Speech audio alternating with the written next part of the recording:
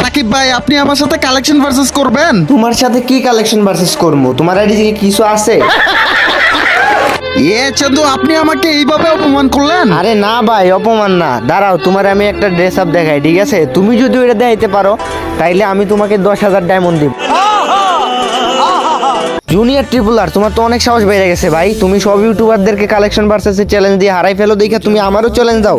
তোমার এত বড় সাহস! আজকে এমন কিছু দেখাইতেছি, ঠিক আছে, যেটা একমাত্র বিবিএস প্লেয়ারদেরকে ছাড়া আর কারো কাছে নাই, ঠিক আছে? এই যে দেখাও। চন্দু, এটা তো গেমে এখনো আসে না, আমি আপনাকে কিভাবে দেখাবো এটা?